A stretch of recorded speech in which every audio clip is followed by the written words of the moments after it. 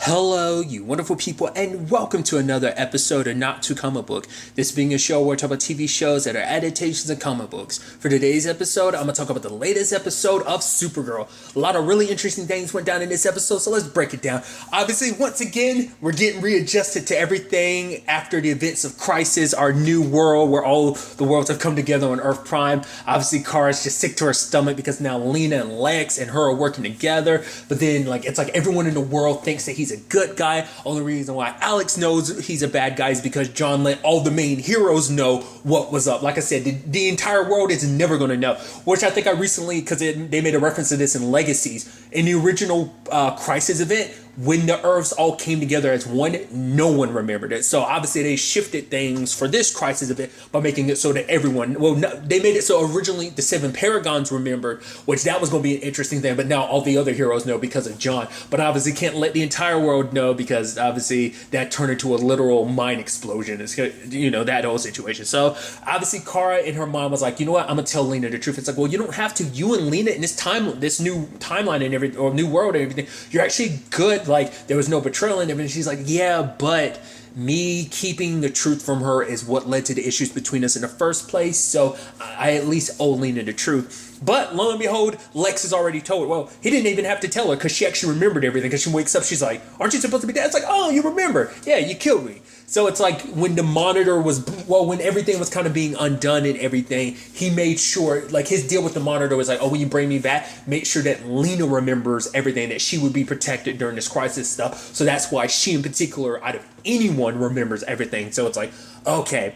So now that adds this interesting element of Lex being like, oh, like the fact of the matter is rather than working against each other, we should totally work together. The fact of the matter is it's like, yeah, we kind of had our back and forth situation. It's like, but no more. It's like, the fact is we're in a good position. We can actually do good in this world. Like rather than, him kind of leaning back into his psychopathic tendencies. I'm skipping all around here. Turns out Lillian is good and free and everything in this universe, but it turns out Lex told her the truth, which we end up finding out a really interesting little tidbit that Lex hid from his mom, because she was like, oh yeah, because she's the one that convinces Lena to kind of lean more towards Lex rather than Supergirl. I want to do the rest of I don't, because Lex doesn't know who Kara, because he knows. I was about to say he knows. I don't know if Lillian, because the whole point was Lillian did know because she was holding that over Kara's head. So like all three of those Luthers know who Kara really is, that she's Supergirl. But nevertheless, the thing is that she was like, yeah, you and me ruled the previous world, why not us rule this one together too? And Lex smiles. I'm like, oh my god, you lied to your mom. Your mom is under the impression you two were working together. It's like, oh yeah, because we learned that Lena had presented to Lillian, oh yeah, remember the fact is my brother, this little thing, oh yeah, at some point my brother wasn't going to break you out, he was going to kill you.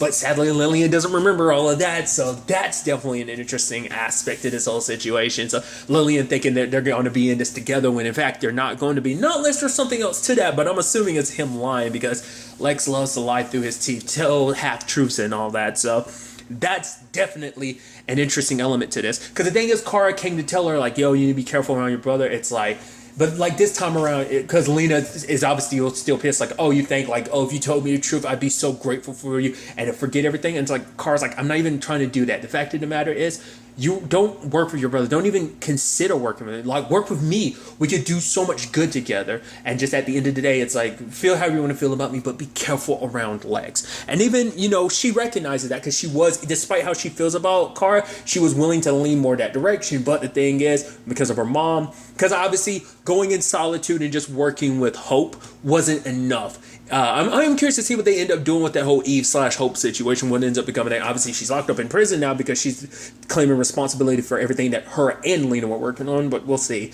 But she kind of kept herself to an island and cut herself off. It made her fail, so now she's willing to kind of give other opportunities a chance. In this particular case, working with Lex and most likely with their mom too, so we'll see what ends up happening in that regard. But I figured Lex, I don't know, because that's the thing. Because it's ironic, because obviously now Lex is still technically the paragon of truth. So I don't know. Like, the fact is, when that squid is supposed to make it so you tell the truth, either he made countermeasures ahead of time, or he was 100% telling her the truth. She just didn't ask the right questions to get the right answers necessary. But, you know, I mean, he made it clear, like, oh yeah, like, I'll work with you as long as it's necessary, because I know eventually when you get your little project started, you're going to try and fix me too, like you're planning to fix to the rest of the world. So it's going to be interesting to see where everything kind of goes in that regard. But then on top of that, we've got multiple Brainy Fives running around. I'm like, okay. So we jumped. I love that they did that, because Batgirl ended off with this as a cliffhanger, and with the other, Beth. But now we're seeing, like, oh no, there's multiple Brainies, and now each one of them is from a different Earth. So that is what this is all about. Could we end up finding an interesting thing timeline-wise? Because the way Crisis ends, the rest of the shows haven't caught up to that ending where it's like, oh, the multiverse split off again. Currently, Earth Prime is the only Earth. It's not, the other Earths don't come out until probably the end of these seasons. It's probably when the other Earths are going to multiply and become like the new multiverse. So, but currently standing Earth Prime is the only Earth that's left, that, or at least the rest of the world is aware of. So that's definitely going to be interesting to see what that kind of means and what that kind of does going forward. I just thought that was kind of interesting. I was like, oh, so like technically, like, I mean, because I guess just because, I mean, when you think about the grand scheme of things in the multiverse, it's a cosmic thing, so time's going to work a little bit differently. So who knows? Like I said, I get the inkling that we're going to get like new Earths created at the end to kind of fully catch up with Crisis on Infinite Earths, like full ending at the end. And I'm also, once again, that fully clarifies, like, okay, so that Beth is definitely a Beth from a different Earth. I'm assuming she's the one from Earth 99, just because that's the only Beth we've become aware of across the multiverse. I mean, it could be a different one, but even like using Earth 2 Laurel, she got introduced in the Flash, but she came back in Arrow. Like, that specific Laurel could have been any other Laurel across the multiverse, but that one in particular, because she kind of got left here because of Zoom, if I remember correctly. But I think because they made a point of introducing this particular Beth, at least referencing her in Earth 99, that makes me think that this is that same Beth. So that's definitely good. So it might not just apply to Supergirl or Batwoman. We might be seeing some more, because they're the only ones that have other things related to other Earths going on. So we'll kind of have to wait and see. Because I'm sitting here thinking, like, no, because Batwoman definitely takes place on Earth 1. I kept thinking, like, maybe I've been wrong this time. I was like, no, it's clearly taking place on Earth 1. Once again, I'm just kind of throwing my mind into overdrive of a lot of this stuff. But regardless, there's some interesting stuff, too, because there are shifts because we still haven't fully caught up where all the shifts and everything lie in this new world. Because Gemma, who's part of Leviathan, shows up and Andrea doesn't recognize her. I'm like, did you not know that she was part of Leviathan? I would assume that you would, but it's like, oh, this is my mentor and everything. It's like, oh, so maybe, and now this card's in my brain thinking like, oh, so maybe in this universe, this new Earth, like this new universe, like Andrea never got caught up with Leviathan. She never actually had to work for them, because it turns out William ends up saying this later on that like Lex had something to do with Russell dying rather than it being connected to Andrea. Because the only reason why he's getting mixed up in Andrea was because he was trying to get close to Lena, because he wanted to get close to the Luthor family, but Lena ended up selling Catco. So it's a combination of, yeah, there's stuff we were aware of, but there are some good changes that are going along with it as well. So it's like, dude, my brain is in an overdrive. Once again, I'm going over on this huge tangent, but circling back to the different Brainies, which is interesting. Side note, when it said Brainies, I know her name is Megan. I want to say it's Rath. I want to say it's her last name. The thing I kind of best know her from, she's popped up in a few things, but the thing I best know her from is Sarah on the North American adaptation of Being Human, which is interesting because one of said co-stars was Sam Witwer, who played Aiden on being the North American adaptation of Being Human, which obviously DC-wise, obviously there's a thing of like, well, he's had a DC connection because he was already like the human form of Doomsday in Smallville, but more direct Supergirl connection, he played Agent Liberty. So it's like, hey, a seasonal part in that whole situation. I don't know, it's just like, oh, connections like that, so interesting.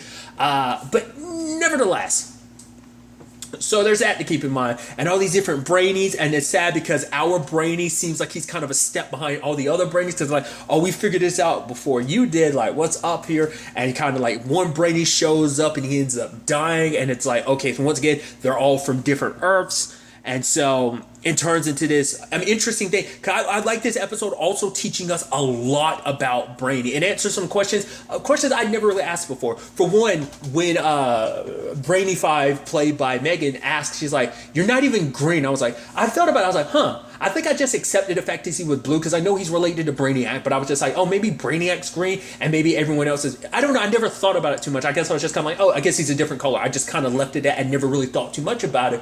But now we learned that like the three things on his head are personality dampers, because like basically it turns out, because obviously this all, like what this all ends up being about is like, oh, this bottle, if it opens up, it causes these issues. But obviously like our Brainy's getting self-conscious because all these other Brainies are smarter than him, because one of them was about to die, but the other Brainy kind of fixed him, and it's like, I could have died because of your hesitation and stuff like that. So Brainy start feeling bad.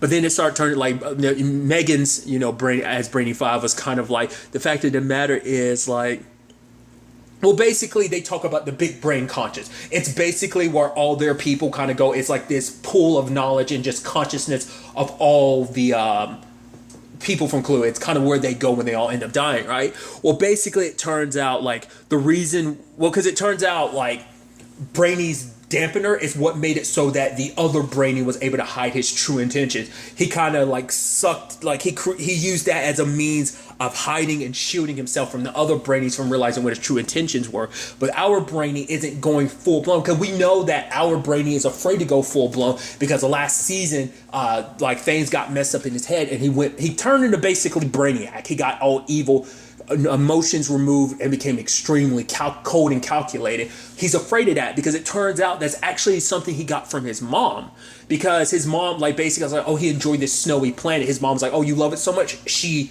bottled that planet. His dad, being the more sensible and I guess more emotional one, ended up kind of freeing the planet, but he got upset. And his father, seeing that, hey, my son might end up being like my wife, so he put dampeners to kind of make Brainy who he is now. So that kind of explains, for one, why he has the blue skin, and also just his personality and why he's not like, well, because obviously different things lead to different things as well, because like obviously the other Brainies don't have that same personality thing, yet they're not completely in pure evil, but our Brainy's kind of afraid of. It could be a situation that his particular situation of being the way he is specific to him. Obviously every Brainy's going through different things on different Earths type of situation. So I thought that was kind of crazy and fascinating, because I'm focusing on them, but it's not just them. Literally everyone from there, well, at least all the people that were in the bar at that time when their Earth got bottled, because that's what this is all about. Which the moment I saw the bottle, I was like, right, that is at least that's a Brainiac thing. Because once even looking at Krypton, that was the thing Brainiac would do. He would capture planets and keep them in stasis and kind of condense them.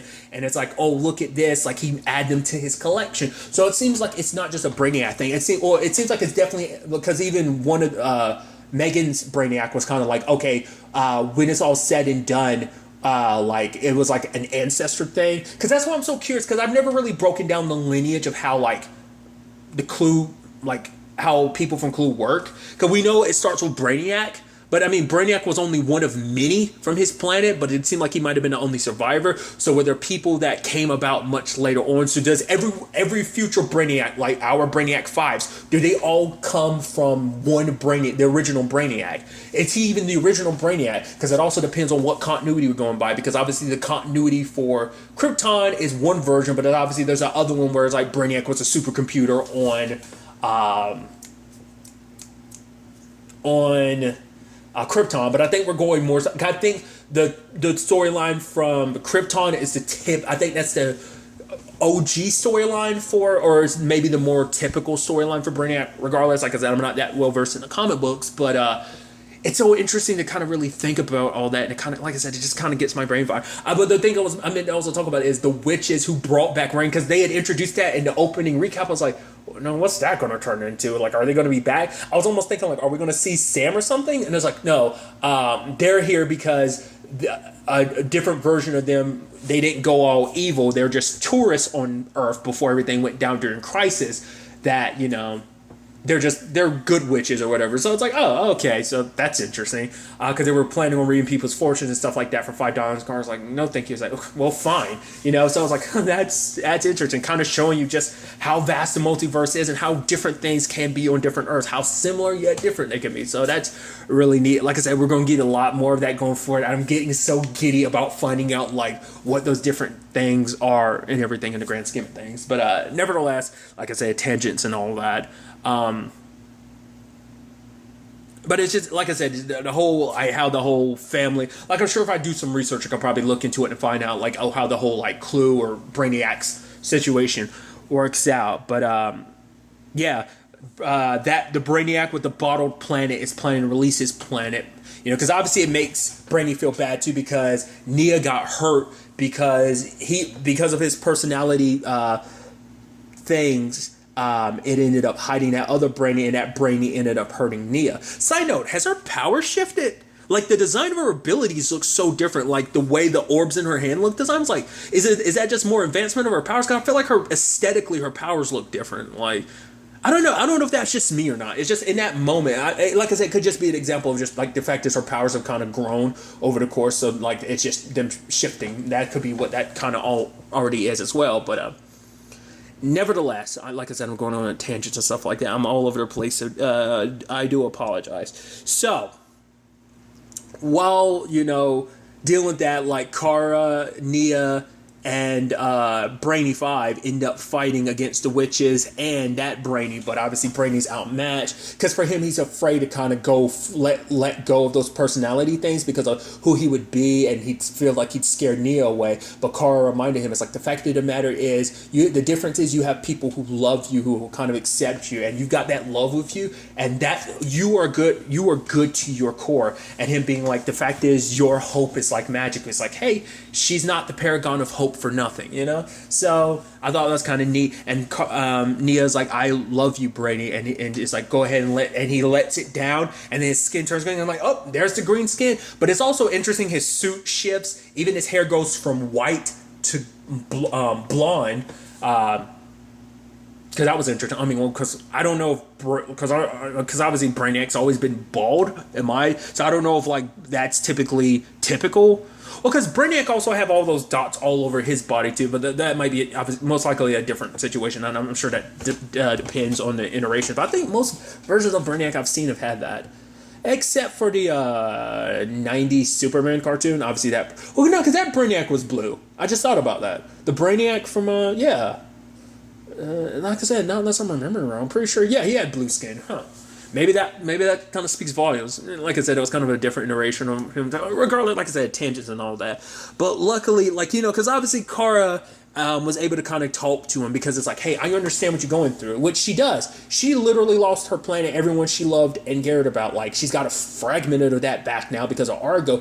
But even then, that doesn't take away all that she's lost. Hell, she lost this world too because of Crisis. She literally lost everything multiple times. She lost her planet, then she lost Argo, then she lost Earth 38, then she lost the entire multiverse, and now it's got this planet. So for her, it's like, this is the only planet we have. I get it, you want your planet back, but like, this is the only one we have, so we have to, keep fighting. And it's like, Brainy, it's like, when we find an opportunity, we'll find a good place to kind of open up, the bottle and free your planet, so...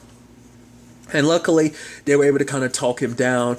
And, the witches are like, the fact of the matter is, you won't have to wait by yourself. We'll wait with you. So all of them kind of get, bottled along with the planet, So, but all the other Brainies end up kind of, because their worlds are going. But for them, it's like, we can go join the brain and like, we'll join that consciousness. And be entitled to all that information. So they become different. Like, one becomes another thing on Brainy's chest. But the final one, she had looked into some of the stuff that Lex was up to. He's looking into Leviathan.